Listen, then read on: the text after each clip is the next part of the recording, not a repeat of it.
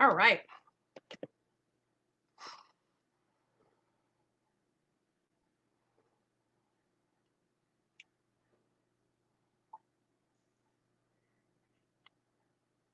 Hey guys, what's up? It's Nicole. Welcome back to my channel, Real Talk Recovery, where we talk about recovery from addiction and I share my life with you. So, what's up, everybody? How are you guys doing? Is everybody having a great day today? I hope you are. So here's the tea. Here's the tea. The other day, yesterday, when I was driving home, I had made a video called How to Quit Drinking. And the video was shaken because I was driving in my car, which I need to figure out how to stabilize my car mount, but that's besides the point. And so I just wasn't able to do my best on it, and I don't want to just throw up a video if it's not me doing my best or me like really paying attention, to what you guys are saying. So what I thought we could do today is I could share with you guys some tips and tricks on how to stop drinking and getting high. Hey Classy, hey Merk, hey Cindy. So that's what we're going to do. It's kind of be like an interactive class. If you guys want to ask questions, you can ask questions. If you guys want to call in on the phone line, you can call in on the phone line. In fact, let me put it down here.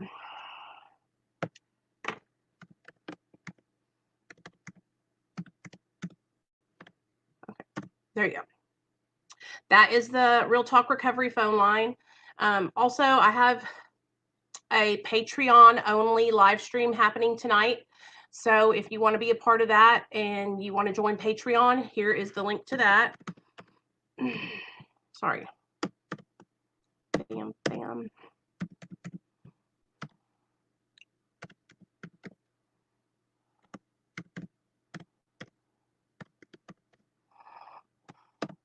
Oh.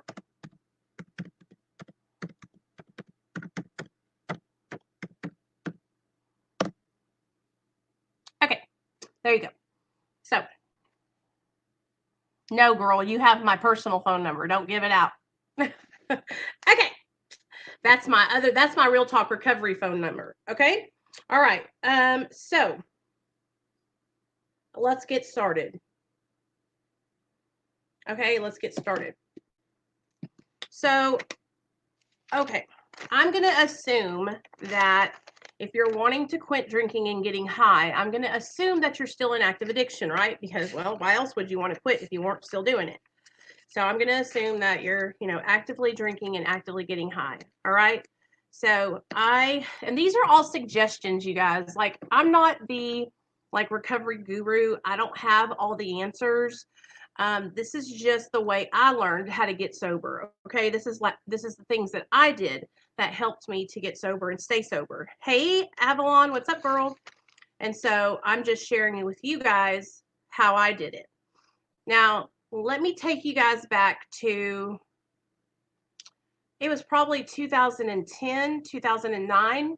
Right after I got out of prison, I paroled out to a halfway house that I was living in because I couldn't go back to the town that I was from because, well, they told me I wasn't allowed to come back. I was from a county called Garland County, Arkansas. And I think the reason that they made it to where I couldn't come back is because they wanted me to succeed in my sobriety. They wanted to give me a good chance at staying sober. And me coming back to Hot Springs I would have gotten high for sure. Okay. I wouldn't have probably even made it a couple of days because, I was able to move to Little Rock, live in a halfway house, and make it, 9 months without using. That's when I relapsed, was after 9 months. So I think that my probation officer was trying to help me by not allowing me to come back to that county. So I did an interview over on Dr. B's channel, and it went up, I think, yesterday.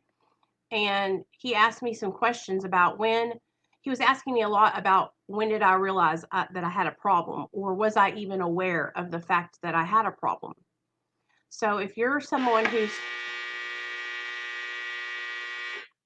told y'all I was doing laundry, If you're someone who is in active addiction and struggling with drinking and getting high, hey, Onyx, no, sir.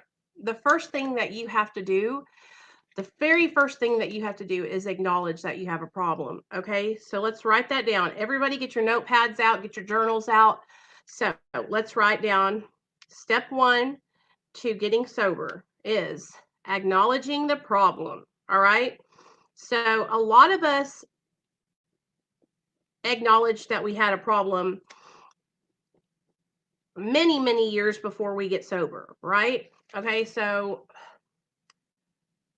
I would say that the first time I truly realized that I was an addict and I had a really, really severe problem was the first time I shot up with a needle.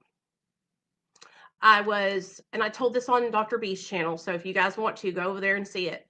My friend shot me up, and then I wanted to get that feeling so bad that I locked myself in the bathroom for 3 hours, digging in my arms and shooting up and teaching myself how to shoot up. That was the first time I ever really thought to myself, you're not okay.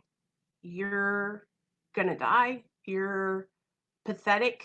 You're a loser. You're doing everything you said you would never do. God, you're so nasty. What a skank. I mean, these are all the things that I was thinking in my mind, because these are all the things that I thought of other people who shot drugs. I thought if you shot up drugs that you were a junkie, nasty skank. Okay. And here I was shooting up, becoming the exact thing that I thought about other people, which was nasty. I thought it was nasty. Okay. I thought that I was above that. I thought I was above that happening to me. I thought I was above taking action and using needles. I thought I was above that step in addiction.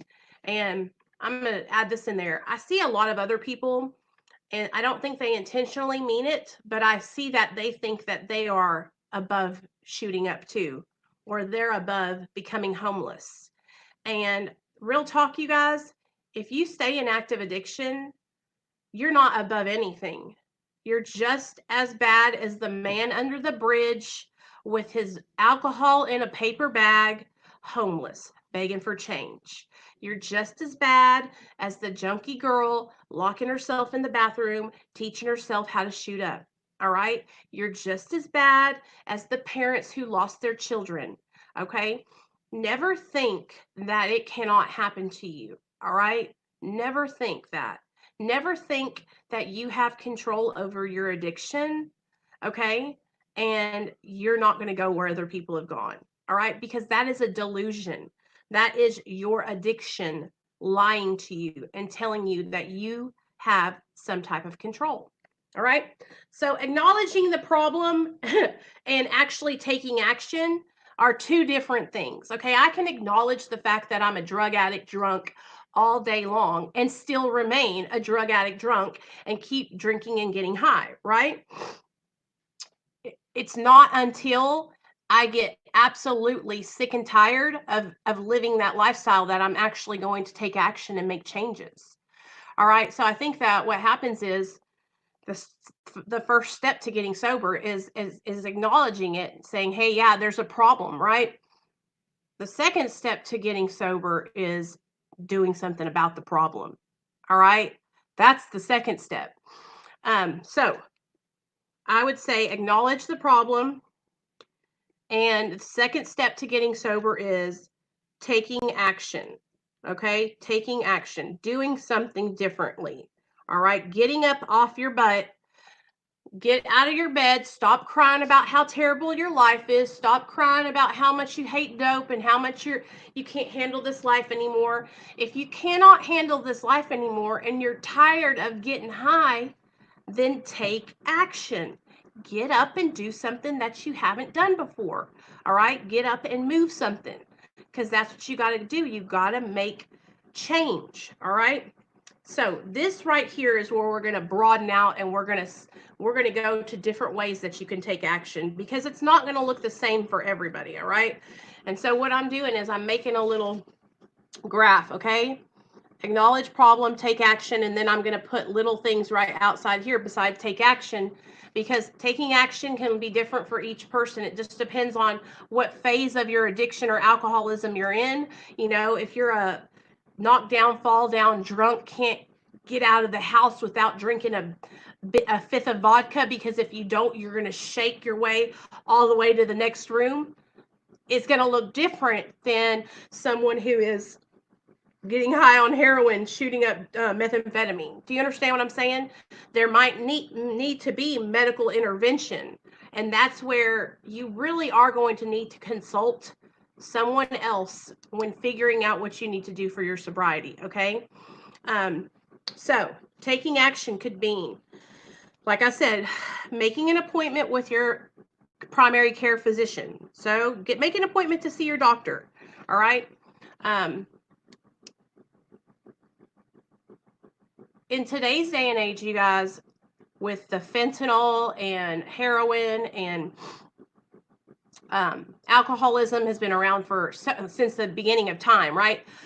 These doctors, they understand what's going on. They know there's an epidemic going on in the world. All right, make an appointment with your doctor. Go in and say, hey doc, I'm struggling. I have the disease of addiction, or I have alcoholism, and I really don't know what to do to make a change. All right, that's one thing you can do. Okay, some people don't feel comfortable doing that. They're so ashamed. They don't have that type of relationship with their doctor that they don't feel like they can go in and talk to their doctor. Okay, so if you don't feel like you can talk to your doctor, then you can call somebody like me. Okay, so reach out to a sober support person, a sober coach. Okay, we'll say sober coach, or a recovery coach, or another recovering addict. Okay, reach out to another recovering addict and call someone that you see that's sober and say, hey, I see that you've been sober for 5 years. I don't know where to begin. Can you help me make a plan on how to start getting sober, how to change my life? Because you're going to need assistance. Because think about it, you guys. If you've never stayed sober, then you don't know how to do it. So you're going to have somebody show you the way. All right? That was the hardest thing for me to realize. Hold on. Okay, sorry about that. Oh, sorry, Onyx. The hardest thing for me to realize was that I couldn't just do it all on my own. Like, I couldn't figure it out. I kept failing, and that was because I thought that I could devise my own strategy on how to get sober, but I didn't have enough knowledge, you guys. I didn't have enough knowledge of the disease of addiction. That's why every time I tried to get sober, I would fail because I would leave something out. Okay? You need to call somebody who has knowledge about this disease, all right? Because you can just reach out to your mom or dad and be like, Mom or Dad, I don't know what to do. Now, listen, if you want to talk to your parents and tell them, hey, I'm struggling, I need to get help, then your parents can help you seek that assistance, okay? There's also like interventionists, there's treatment centers in your town. You can call a rehab, okay, and reach out to them. Or you can go to your local AA or NA group, all right? All these places, you're going to find people who have gotten sober and are staying sober, okay? So that's what you're seeking out. You're seeking out someone who's done it before. So let's just say you're trying to learn how to play basketball. You've never played basketball a day in your life. You're not going to walk over to somebody that is a tennis player and ask them, hey, can you teach me how to play basketball? No, you're going to find one of the best basketball players in all the nation, and you're going to get them to teach you how to play basketball because they're going to know how to do it. So when you're trying to get sober, guess what you got to do? You got to find somebody who's done it before, somebody that you look at them and you say, damn, they got what I want. I need to get with that person, okay? And there's so many people like me, like inspirational people on YouTube, inspirational people on Facebook, inspirational people that are staying sober that you can reach out to that can help guide you on your journey to recovery. All right. But That's the main thing that you need to do for in the taking action step, which is our second step to getting sober, is reaching out and getting help, reaching out, telling someone that you're struggling. All right.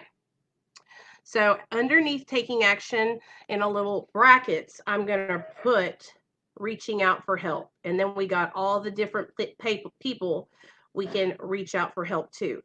If you're someone who is really religious and you go to church, you guys, you could do Celebrate Recovery. Okay, that's another place you can reach out. CR, you can talk to your pastor, but you need to get it out. You need to say, you need to tell somebody, hey, Susie, what's up, girl?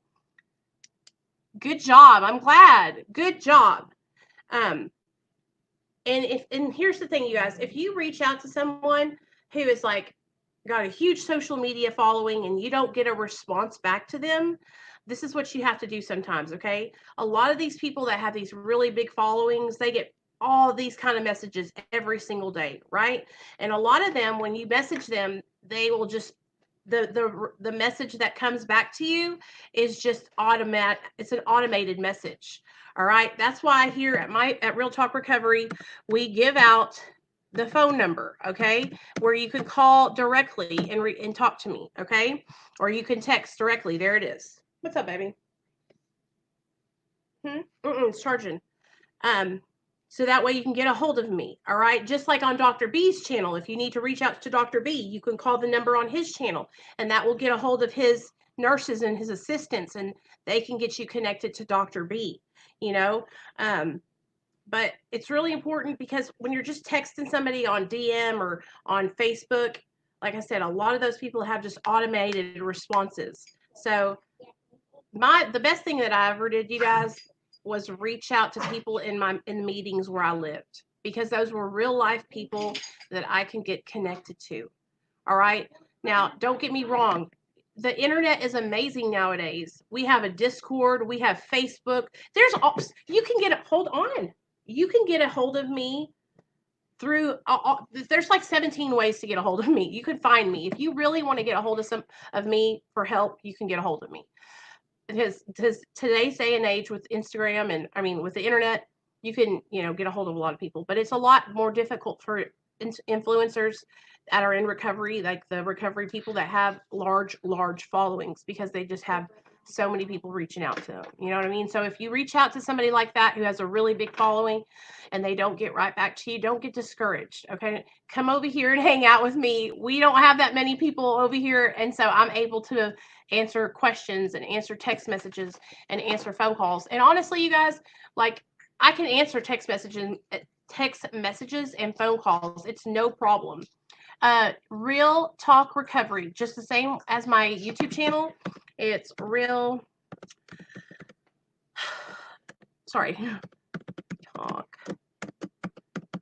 Recovery. Okay, you can reach out to me there anytime, girl, and I'll answer you right back. I get a lot of people that reach out just asking questions, and if you want to get a hold of me, you can DM me, or like I said, you can text me. So, okay, anyways, I just don't want you guys to get discouraged if you reach out to someone that has like 1 million followers and they're in recovery. Like, okay, there's a girl that has a bunch of followers and she's in recovery, and she can't reach out to you. She can't get back to you. Imagine all the millions of messages that she's getting every single day. So you have to keep in mind, keep it realistic. Junior moved in my stocking. He moved in your stocking? Oh, see, I knew he would get off that fan. Okay. So step 1, we said, was acknowledge that we have a problem. And step 2 is taking action by reaching out and asking for help. Okay. Let's go to step 3. Step 3 is we're going to make a decision. We're going to decide whether we're going to do a treatment program going into 30 days of rehab. So let's say make a decision.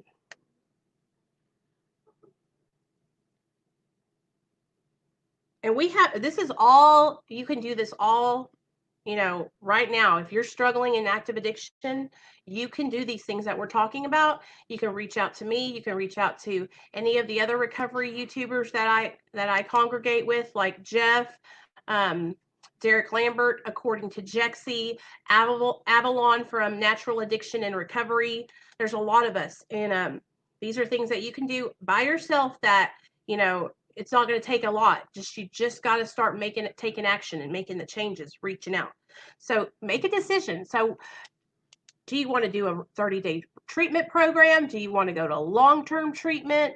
And when I would think about this, which way I wanted to go, I would get another person that's sober, okay, and sit down with that person and you guys think, okay, am I willing to go to rehab? Do I need to go to a long-term treatment?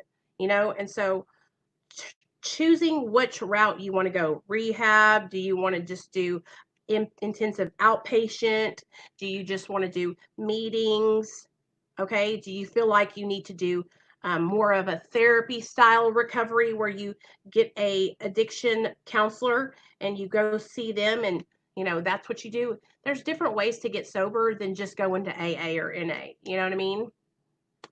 I've done inpatient twice. I'm doing outpatient this time, but I'm under doctor's care and reached out to a lot of ladies in AA that welcomed me with open arms. That's awesome. Yes. Good girl. Good girl. Captain, about what time is the Patreon chat? Okay, the Patreon chat, you guys, tonight is at 5 p.m. So right now it's 2:30. So in 2 hours and 30 minutes. And it'll be, what you have to do, you guys, is you have to join Patreon. And then what I'm going to do is I'm going to send you guys out a link onto Patreon. You'll click that link and it'll bring you on our private live stream. Okay. But for right now, that's what that'll be at 5. Okay.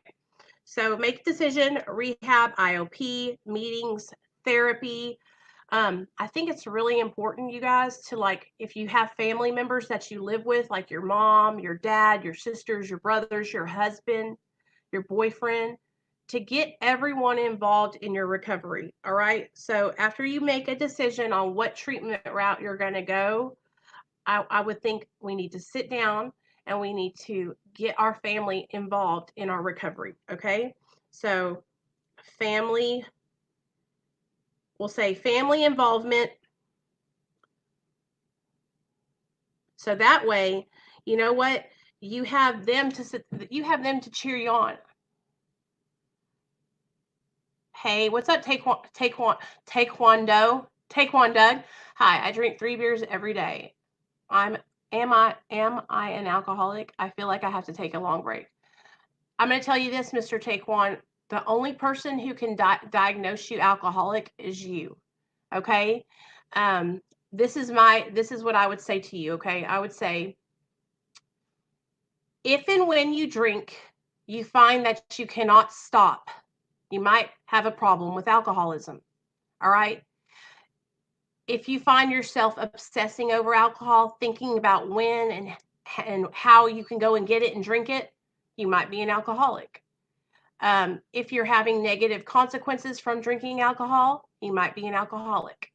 All right. But the only person who can make that decision is you. All right. There's a $3 tier, a $5 tier, a $10 tier, and a $25 tier. If you join on the $3 tier, everybody is included. So nobody's not included. So if you join in the lower tier, you're still going to be able to be included. And like I said, it's just to help out my channel, you guys. Let me get that put out there real fast. It's just an extra way for you guys to help my channel. And if you do join, I really appreciate it. If you can't join, that's okay too, because like I said, I do all kinds of recovery related live streams here, like I'm doing right now. Okay.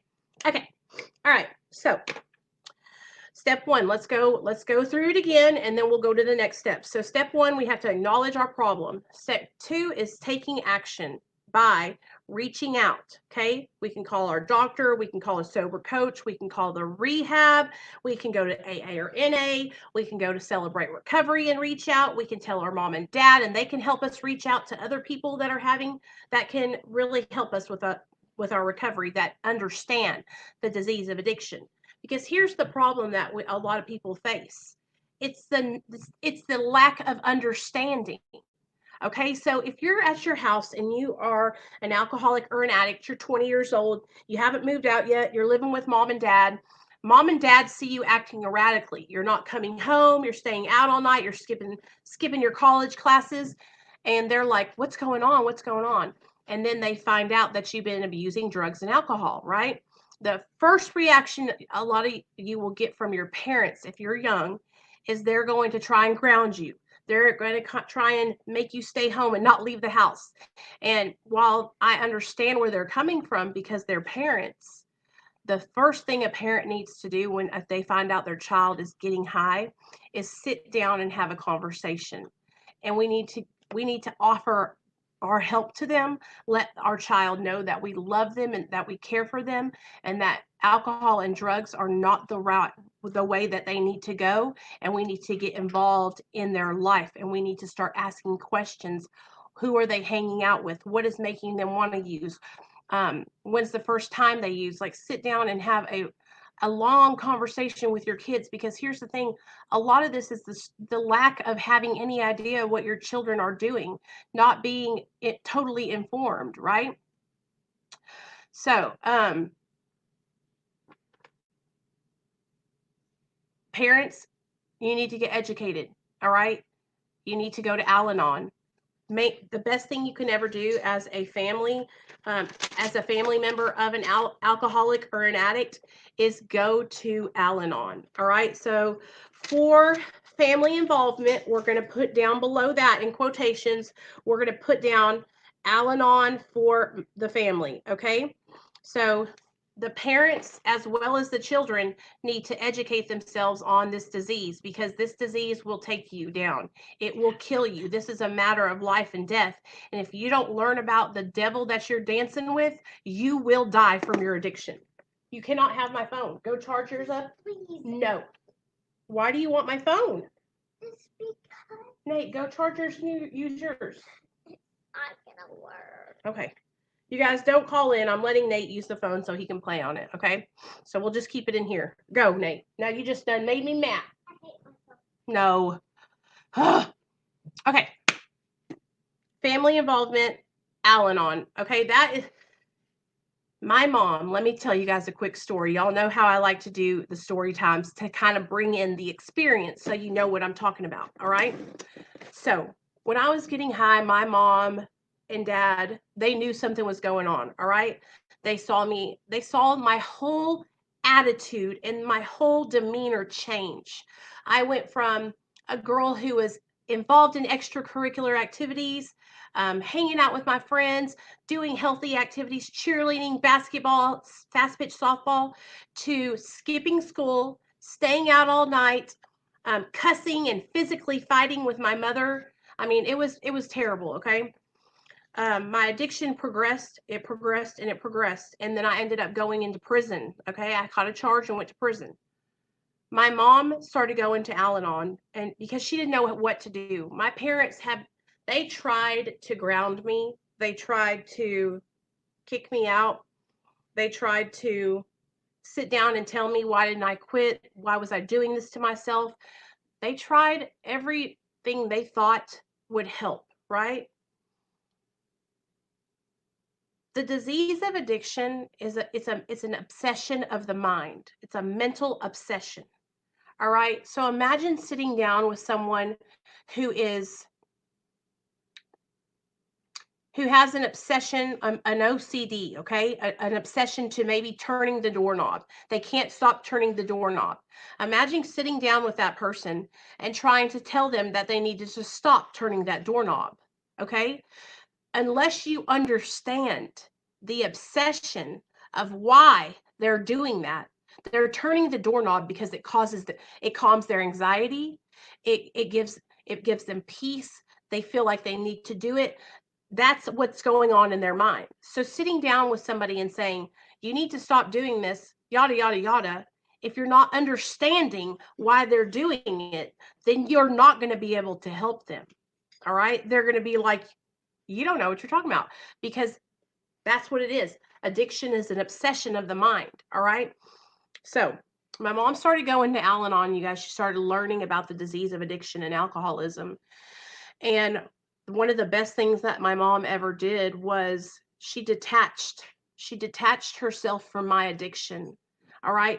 My addiction it had drained my mom of her life. It took over every part of her.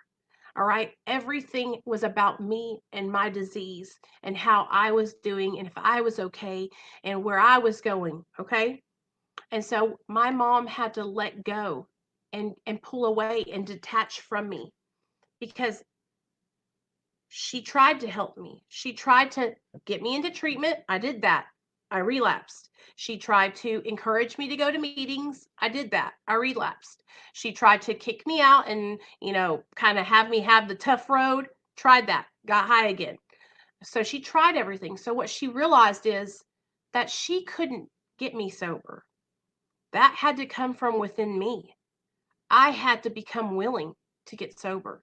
There was no amount of talking, there was no amount of kicking out, grounding, making me go to rehab that was going to make me get sober.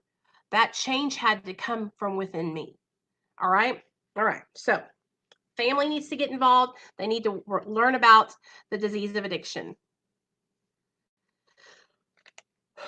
You'll see like on my pictures and everything, it's like literally you'll see me on there. It's a picture of me on the Instagram. Right. Okay. So let's keep going. All right. So get your family involved, you guys. Get them on board with you making these changes in your life. All right. And I truly believe if you're thinking like I want to get sober, I want to make a change, you're in the right headspace because a lot of people aren't there. They're not even thinking about trying to change their life. They're not even wanting to do anything different. And another thing is, if you're over here watching this channel right now in this live stream, then guess what? You obviously want to do something different. All right. Like, why else would you be here? So, yeah, you're in the right place. You're on the right path and just don't get discouraged. All right. All right. So, after you get your family involved and they understand, like, hey, we're going to be making changes to our life. Right. All right. Number 5. Okay. So, now what I feel like needs to happen is you need to pull the trigger. All right. Hey, Rehab and Recovery with Dr. Miles. What's up? Welcome to my channel. I'm so glad you came.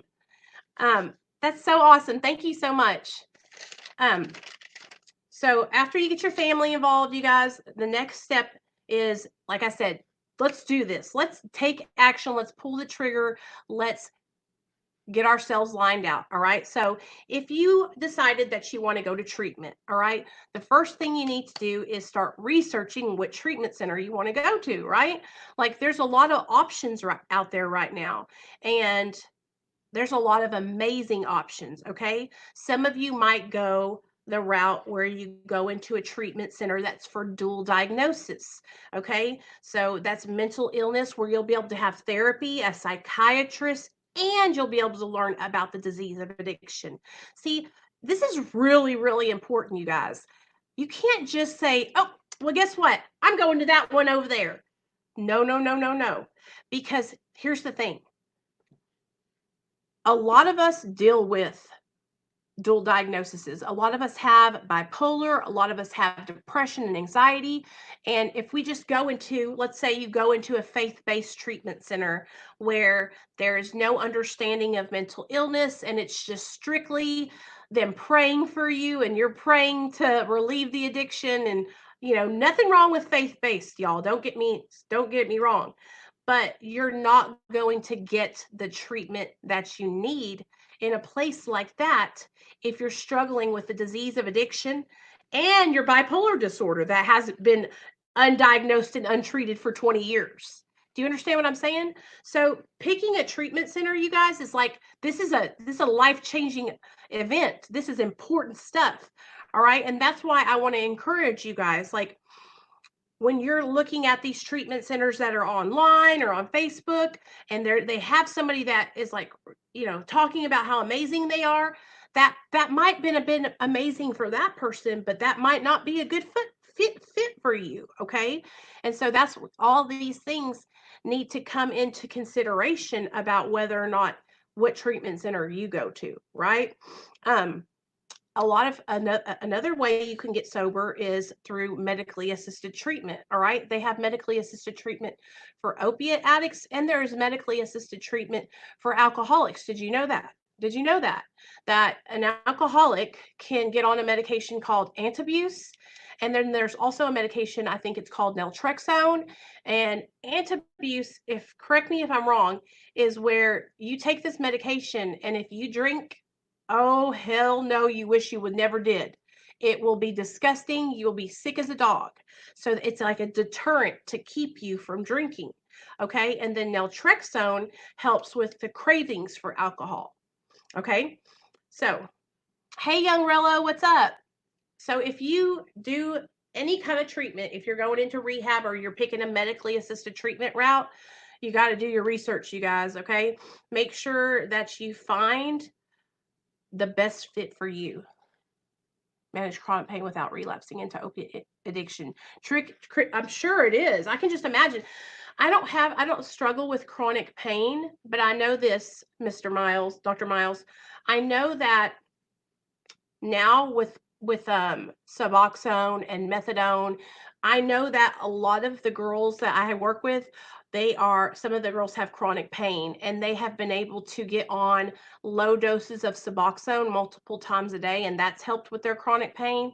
And then I also have some girls that are on methadone maintenance for chronic pain, and that has helped them because what happened with their pain pills during pain management, or their prescriptions that they were on for their pain, is they kept going up and up and up and up to where they got to their highest amount being able to prescribe for their pain, and the doctor wasn't able to go up any farther, and then they were left stuck with pain and on this high dosage of opiate. And so what they did was they transitioned from that medication onto buprenorphine or methadone, and a lot of them are having a lot of success with it. Okay, so Cindy says, what if they don't have any family? Okay, so if you don't have any family, this is what I was talking to you guys about getting in the middle of a fellowship. Okay, if you don't have family, or let's say your family's all passed away, all right, like your parents are long gone, sisters and brothers didn't have any, all right. The fellowship is so important. Human connection. Okay, connecting with people who have been down the same road that you have. Okay.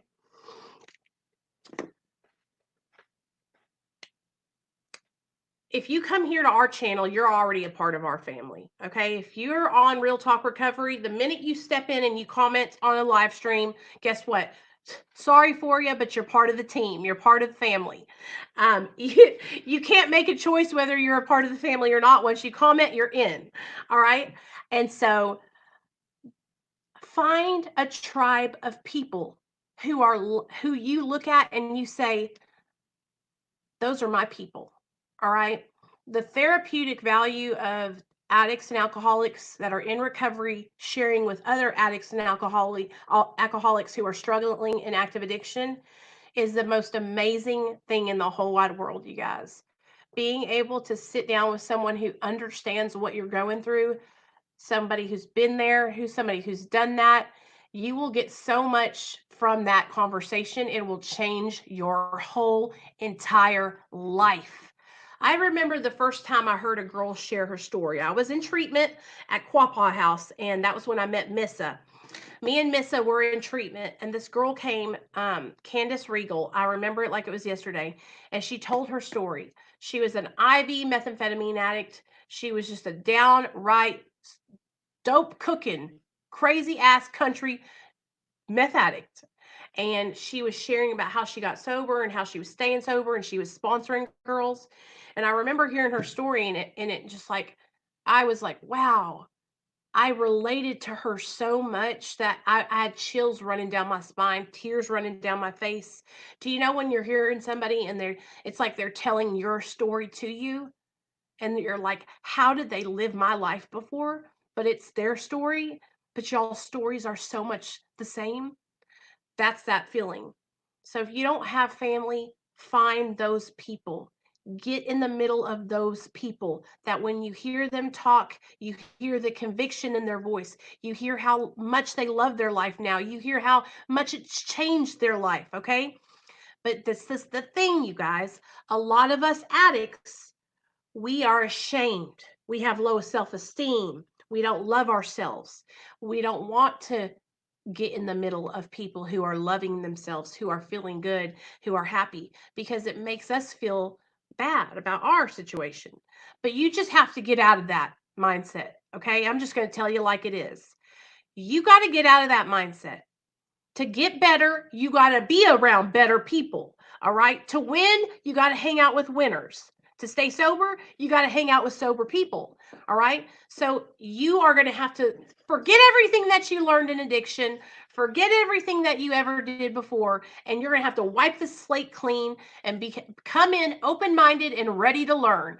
Remain teachable. So, all that shit that you learned back in active addiction, all that not being able to trust people. And listen, I know it's hard. I know it's hard. I did it. I had to do it.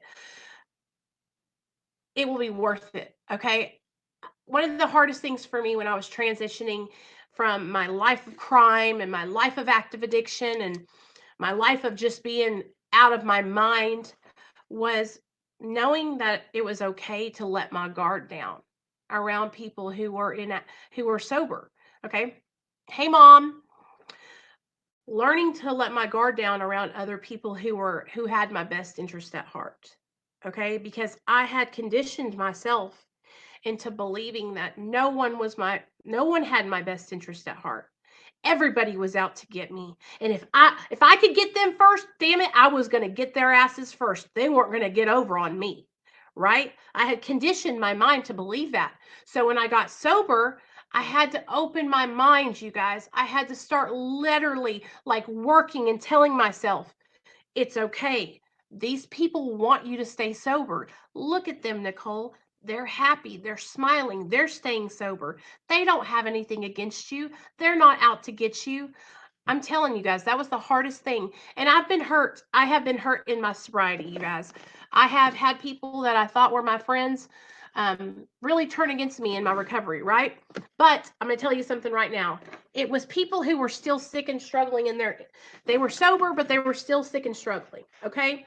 And a lot of that happens sometimes. So it's kind of like whenever you're playing the lottery or something.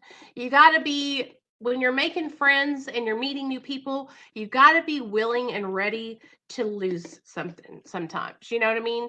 Like sometimes you're going to run into people that they may seem like they got it together, but they really don't.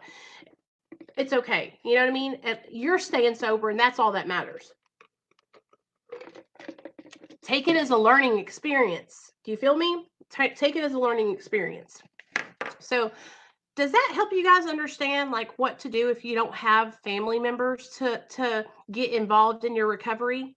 You're going to have to build your own new family. All right. I don't know about you guys, but when I was in active addiction, I had a crew of people that were like my addict family. All right. I know me and my girl Tara, we ran thick. She was here when I gave birth to my son. She was literally my right hand dope friend. Okay. And then I had my husband. He was my left hand dopey. We were just the three amigos getting high all day, every day together. So when you get sober, you can find people that are your sober three amigos. It's so important to connect with other people. That's what's changed my life so much is that I'm able to connect with people on because of what I've been through. And that is so healing for me. Like I'm able to heal my heart and my mind through connecting with you guys.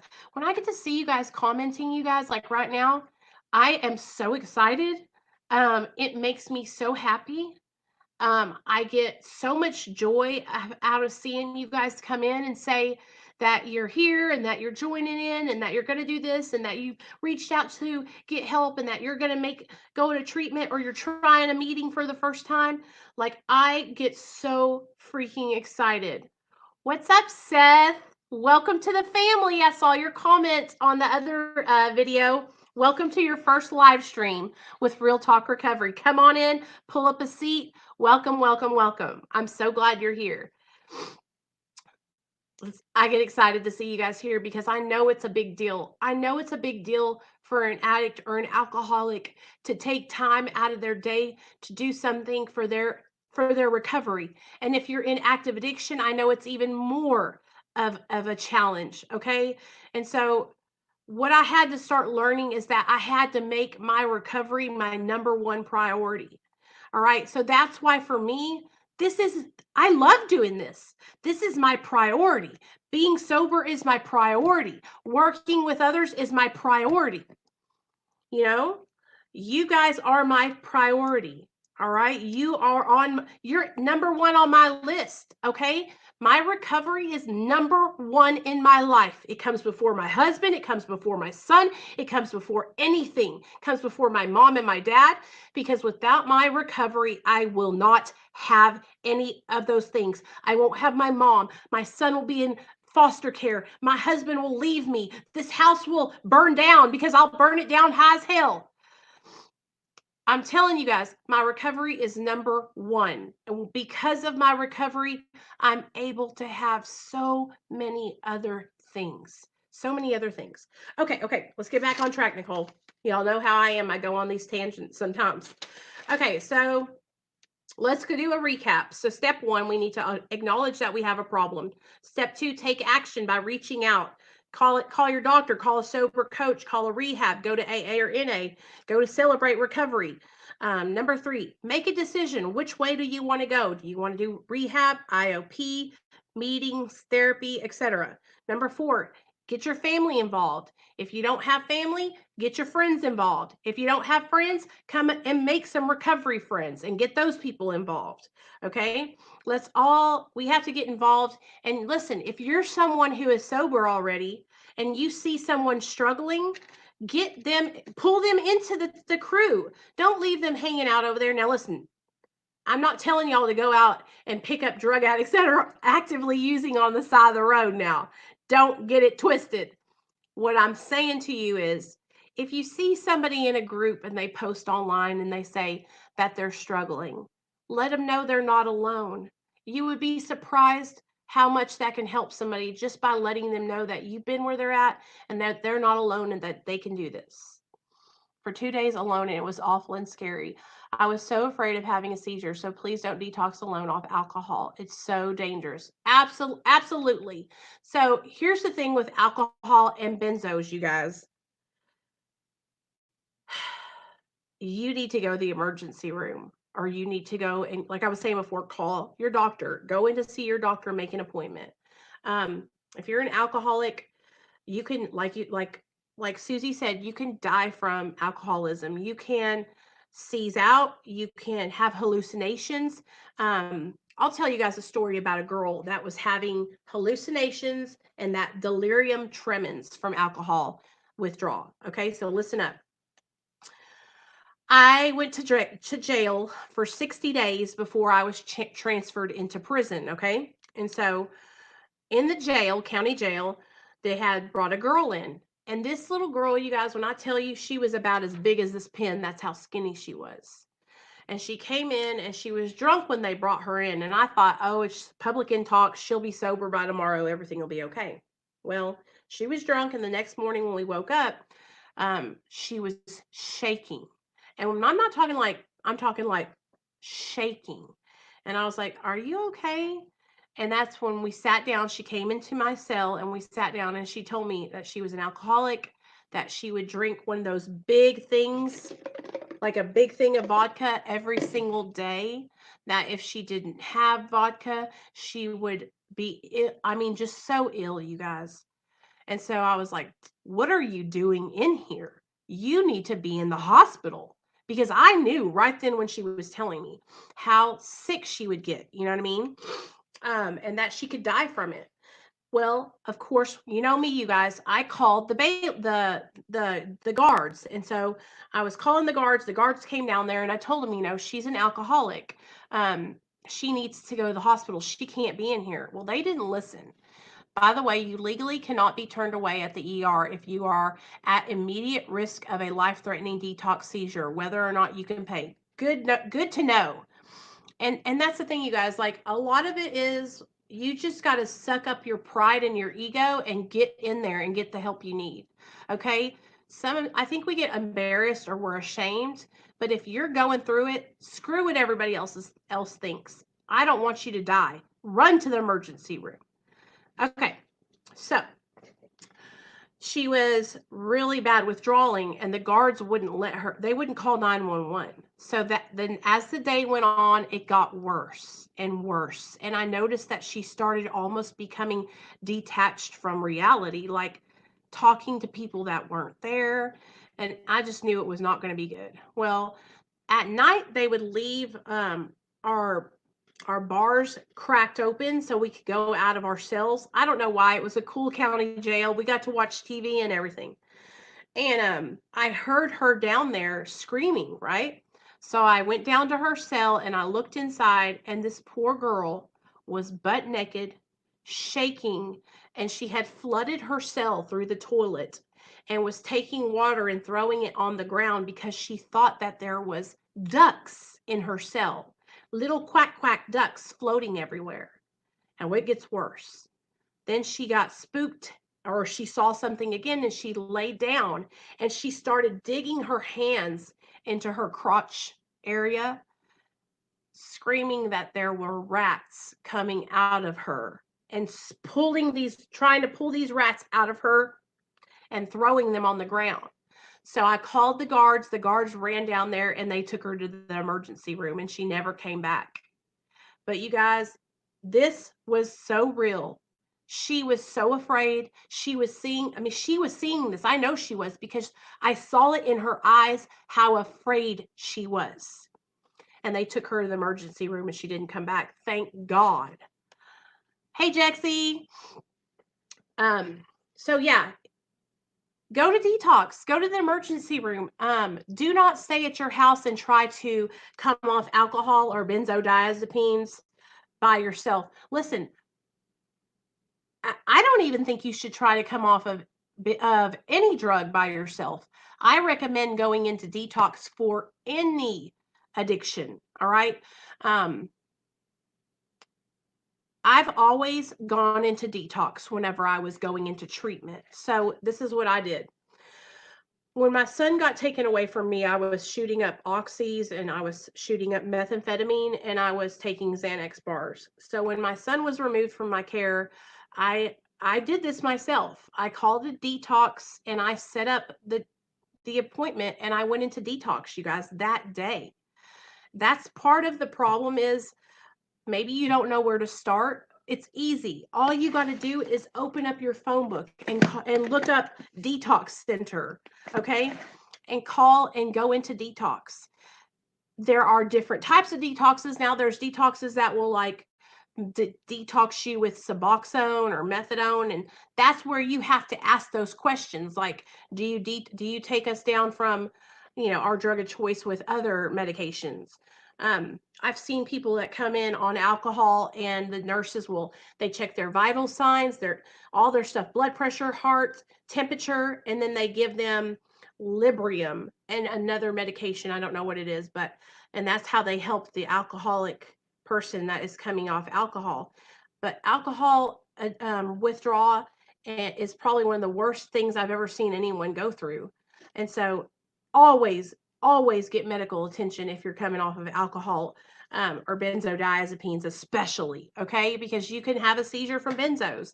Now, I'm not going to lie to you guys and act like I've gone to detox every time that I've came off of opiates, all right? I've kicked opiates many times in my house by myself, but I'm going to tell you what, I didn't stay sober. I wasn't successful because I didn't follow it up with any treatment program. I didn't follow it up with educating myself on my disease, getting into therapy, going to meetings. These are really important things because you've practiced using drugs for so long that that's what you know how to do. When you get sober, you have to have practice learning how to stay sober. All right. All right. So, all right. Yeah. So once you get into detox and rehab, after you complete your detox or your rehab stay, you guys, after you leave there, the work doesn't stop there. You don't get out of detox or rehab and say, I'm sober now. It's all over. That's when the real work starts. That's when you're going to have to like put a plan of action into place, right? That's when you're going to have to start, like I was saying, getting yourself into some meetings, some therapy, getting a sponsor if you do the 12-step route. I don't like it when I hear people say that they don't like this way because they don't believe, they won't do it. If this is a matter of life and death for you, try anything. What is it going to hurt? You know, um, you guys know about Mara. How many of you guys are on Suboxone or methadone? If you're on Suboxone or methadone and you're like, I don't want to go to AA or NA because I don't feel like they'll accept me, okay? There's a new program, and it's called Mara. And we do Mara meetings on my channel every Friday night at 7. And then also, there's a Mara place on Facebook, and you can start your Mara meetings in your own town as long as you reach out to Mara. But it's also a 12-step fellowship. It's not AA or NA, it's its own 12-step fellowship. But it's amazing. And it's the whole idea behind it, you guys, is it doesn't matter if you go to Mara, if you go to AA, if you go to NA, if you go to Celebrate Recovery, if you go to Smart Recovery. The whole idea behind it is the fellowship and connecting with other people who have been where you've been and learning from others, right? Learning and hearing their experiences so that way those experiences can benefit you and help you to make changes, right? Don't just say, oh, this is the only way I'm going to do it. I'm telling you, try multiple things. And eventually, one of those things you're going to find that you're saying, you know what, this is where I want to be. This is what I like to do. I've tried everything, I've done it all. When I first got sober, I'm telling you guys, I was hardcore Alcoholics Anonymous. I was there every day. Every day the door opened. I worked my 12 steps multiple times with my sponsor. I was helping other people that were struggling with addiction. And as I've stayed sober and as I've like started working more on the stigma surrounding maintenance medication, I have transitioned into Mara. Okay. And that's what I'm working so hard on, learning everything I can about medically assisted recovery anonymous. So that way we can have a successful Mara meeting here on my channel. And then as soon as the book is finished, then we can start working through the Mara steps together and you guys can learn about that. But I'm telling you, like, I had to just find what worked for me and stick to that thing. If something works for you, don't flip flop, stick with it. All right, stick with it. So yeah, after you get out of treatment, detox and treatment, and you're hitting it, you're like touching down on free world soil, right? You're free now. This is where the real work is going to come in, okay? This is where the rubber meets the road, all right? Mom, Yeah. it is blue everywhere. Okay, I'm hungry. Let's order something to eat real fast. I want tacos. Tacos? Okay. Okay, so once you get out of treatment or detox, what I would suggest is you need to form a relapse prevention plan, okay? And I can help you make a plan. Your counselor or your therapist can help you make a plan. Other recovering people at AA or NA can help you make a plan. Hold on, I'm going to order food. Go watch your show. Sorry, guys. He wants to play this game.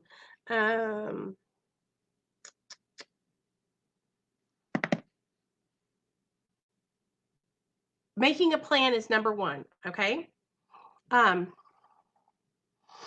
one, okay, so and the person that you make your plan with, you guys, it needs to be somebody who they have their own plan and they've been through it before, or like I said, your therapist or counselor who is educated on addiction. All right, so the things that I put in place for my relapse prevention plan for when I set out on free world soil, okay, number one, I got on maintenance medication. Okay, I got on Suboxone, and that was what I needed to do for me. Okay, so I'm not telling you guys to go do that. That's just like a personal that's a personal decision. Okay. Now, I did that, and then there was other things that I did. So once I came out, I was like, I got on my maintenance. I got into, like I said, I got into going to meetings. All right. Now, when I got into my meetings, I went the first day I was out of rehab, and I got a sponsor the first day I was out of rehab because I needed sober support. I needed people who understood what I was going through and people I could talk to around the clock. I could call anytime. Okay. So support. After you get out of treatment, you need to get into support. What meeting is best for you is the question. And you know what? I have been to many different meetings in my town, trying them all out. You know why? Because there was one meeting I would go to and I just didn't feel like I fit in with everybody. Then I found this women's meeting that I absolutely loved, and I could sit down and I could share openly without judgment. And I felt like the other women, they were like I just like liked it. When you can vibe off your people. Y'all know what I'm saying?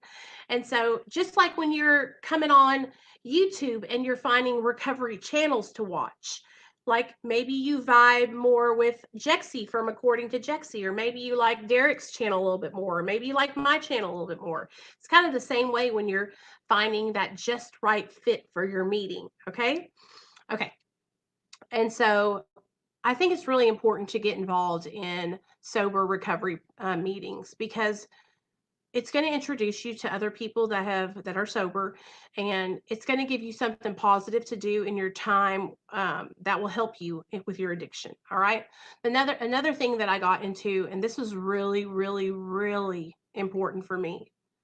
I got into therapy, you guys. I had to have a therapist. I needed to be able to sit down and talk about some traumatic experiences that I went through when I was in my addiction.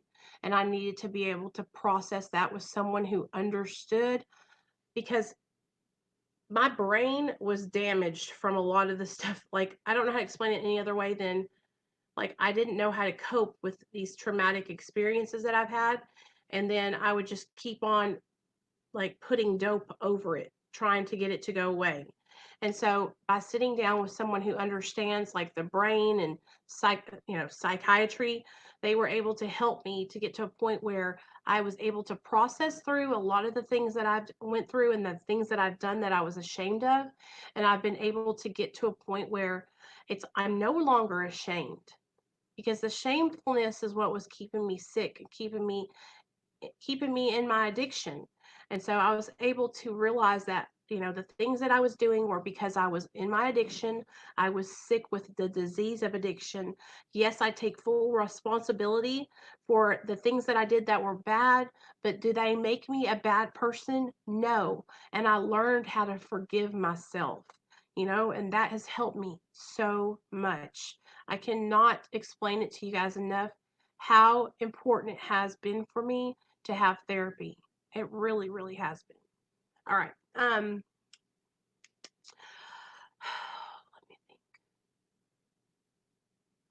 Then it was really important for me to learn how to start, like, manifesting um, positive thinking in my mind, and positive hobbies and outlets to do things like active. Now I have a son, so I stay busy. And that was another thing for you women who are getting sober, who are struggling. I'll make a whole video about that too, about how, when I got sober, I had to learn how to be a mom. I had to learn how to be a mom, sober too. Because, see, when I was in my addiction, I wasn't taking care of my son. All right. I was getting high and I was leaving. He was the last thing on my mind. Okay. The first thing on my mind was drugs and getting high.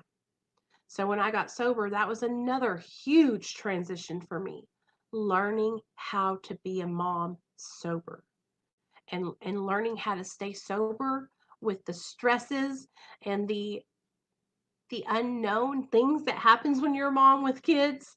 Um, these were all things that I've had to learn slowly but surely. Staying sober, I had to learn how to be my number one priority, had to be my number one focus. Okay. Luckily, through the maintenance program that I was on, I was able to get free therapy through that. I was able to get group meetings through that. And then I went to my own separate meetings. And then I started journaling. I started sharing my experience after I stayed sober for a year. Um, it's just been such a journey for me, you guys. It's taken me every bit of 4.5 years to get to the point where I'm at right now. Okay. Um, I'm doing great today, but I couldn't say that 4 years ago. 4.5 years ago, I was at the bottom. I couldn't even, I couldn't lift my head up. I was so sick and full of shame, you know, but through hard work, through dedication, through setting my priority to set me and my recovery are number one today. Okay. I had to stop making my life about making myself feel good. Okay. I had to learn that it was okay to have pain. It was okay to be uncomfortable. All right. A lot of the reasons why I got high was because I didn't like dealing with real life situations. I didn't want to feel pain, any kind of discomfort that I had, and I automatically wanted to get high. I automatically needed to get opiates.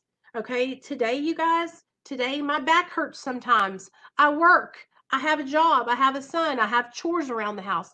Yeah, my back hurts. Today, you know what I do? I take an Advil, I drink plenty of water, and I try to walk it out. Today, I process it and I cope with it and I go through it. I work through the pain. Okay. Mental pain. All right. Emotional pain, depression, anxiety. Right. I have days where I've had a lot fewer of these days, but I've had days where I couldn't stop crying. All right. You know what I did? I didn't go get high. I come on my channel and I start crying and I tell you guys, I don't know why, but I just can't stop crying. I don't know why, but I don't feel like I want to get out of my bed today. I don't know why, and I talk about it and I process it and I process it and I process it. That's one of the main things that has helped me so much is talking about what I'm feeling, not bottling it up inside, not sticking it down in a little pocket and saving it for later. No secrets, no saving anything for later. I'm exposing it all. I'm telling everything. I don't have the luxury of hiding out anymore. It's life or death for me. If I get depressed and I hide out and I don't come on my channel for 2 weeks, you guys will might as well already know I'm getting fucked up. I'm getting high because I know that I need to talk about what I'm going through. It's changed my life, you guys. Processing and sharing what I'm feeling and what I'm experiencing has changed my life. All right. Changing the way I'm thinking and looking at the glass as half full instead of half empty has changed my life. Practicing these good practices that I talk with you guys about, reaching out for help, talking about how I'm feeling, going to meetings, doing my therapy, praying, doing my meditation. Okay. These are things that help me stay sober that I practice every single day. Okay. Hey, mom. I practice these good practices every single day because I had to learn that if I wanted to stay sober and if I wanted my life to be better, all right, then I had to make sacrifices for my life. All right. So I sacrifice, getting high and getting loaded because one, I can't do that anymore. When I get high and I get loaded, I kill myself or I drive my car into a brick wall or I put my son, second to last when I'm getting high. I don't want to be that person anymore. Today I want to love myself. Today I want to do the right thing. But it's been a process. It hasn't happened for me overnight. And no isolating. Yes, Susie. Yes. Get right in the middle of everyone that's sober. Get right in the middle of right here with us on Real Talk Recovery and know that you're not alone. Know that you can make changes. If I can do this, you guys, anybody can do this, right, Mom? If I can change my life and I can get sober, anybody can do it. I was a lost cause. I had a needle hanging out of my arm 24/7. I didn't care about nothing but getting high. And that is the exact opposite of what I am today. All I care about today is helping others. All I care about today is staying sober. All I care about today is loving my family and my son and taking good care of them. I'm telling you guys, like, if I can get sober, anybody can do it. All right. I'm telling you, I was a bottom of the barrel, straight trash can ass junkie. Okay. I would do anything for dope. I would dig in the trash can. I would jump into. My sister had to pull me out of one of them big old green dumpsters one time because she threw my rig in the dumpster and I was so pissed I jumped in the dumpster after it. I'm telling you guys, anybody can do this. If I can do it, anybody can do this.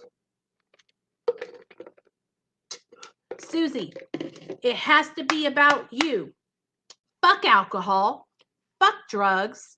It has to be about you and loving yourself. The one time that you can be selfish is when you get sober, okay? Because you have to be your number one priority, all right? You can do this. I have so much faith in you guys that you can do it that I'm willing to promise you that if you do the things that I suggest you to do and you take the action, you reach out, you talk to people, you do your recovery meetings, I promise you, if you put that fucking effort in, I promise you'll stay sober. I promise you will. Okay? I promise you will. But if you leave one thing out or you start slacking, you're going to get high. Okay? I know because I've done it 5 million times. That's how I know that if you put in the effort, you'll stay sober. Because I did it 5 million times. Okay? I put in a little bit of effort, then I got tired of doing it and I quit. So I got high. All right. I let down my guard. I let down all the things that I practiced that I did to stay sober. I let them go and then I started getting high. All right. If you follow suggestions, you listen to someone who's been there before you, you seek guidance, you seek your higher power, you seek recovery, I promise you that you'll make it. You'll stay sober. But forever, for as long as you live, your recovery has to be number one.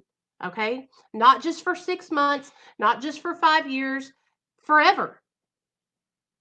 Forever. All right? All right.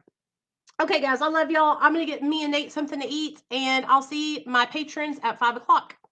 Love you guys. Thanks for coming. I really appreciate it. And I love talking with you guys. This makes me excited about my recovery. And this reminds me about how I have to be diligent. I have to remain diligent and serious about my recovery if I want to stay sober. So, all right, guys. Love y'all. Love you, Mom. Okay, son.